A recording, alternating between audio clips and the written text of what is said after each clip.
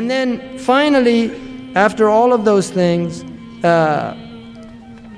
is then mira, which is argumentation. We have to stop arguing. Argumentation has no benefit in this deen, none. Imam Malik would leave when there was argument. If people start arguing, and somebody, I'll tell you, and I'm just starting to get, people have to realize, if somebody has studied the deen for several years and you have not, you cannot argue with that person, even if you disagree with them, because you do not have the requisite information to argue with that person. Argumentation is something that is makruh amongst the ulama, but it's haram amongst the awam, according to the ulama. And this is why Imam al-Ghazali said, leave knowledge to the ulama. Leave knowledge to the ulama. That does not mean don't become a scholar, but what it means is if you're not an alim, don't start speaking about knowledge because you don't have it.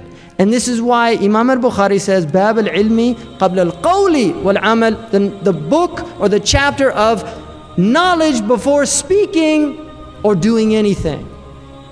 So really, we have to guard our tongues about argumentation.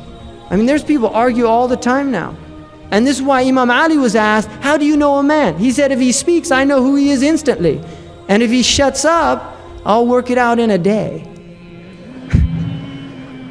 Right? Somebody speaks, he'll expose himself immediately. Either he's a fool or he's an intelligent person, because a man lies hidden under his tongue. So we have to learn our place in the world. This is part of adab. Really, it's part of adab. A student of knowledge is not the same as somebody who's not a student of knowledge. And just because you have your book like Fiqh Sunnah in your house in translation, and your Muhsin Khan Bukhari in translation, and your Noble Quran in translation, does not mean that you are a scholar or even a student of knowledge. Because one of the secrets of this deen is it's taken from other human beings. Allamahu shadid al-quwwa. The messenger of Allah was taught by Jibreel. The ulama say the wisdom in that is to teach the ummah that knowledge is taken from teachers.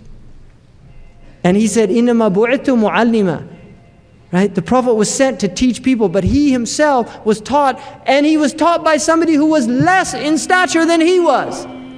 Which is a sign that we should take from people. Somebody might know tajweed and that's all he knows. And I might be a faqih.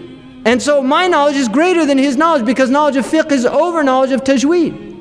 But I have to humble myself if I don't know tajweed and go to him and have him teach me tajweed. We have to be humble, and you cannot learn. One of the Salaf said, لا يتعلم إثنان مستكبر ومستحيا. An arrogant person and somebody who's too shy. And that's called haya madhmoom. And I've been going on a long time, but the last thing I'll finish is mizah, mirthfulness, jesting all the time. Mizah is a disease of the heart. And that does not mean that we can't be light from time to time. But we should not, and especially in these times, we should not be light people. We have to be weighty people, because we've been given a great amana, a great weightiness.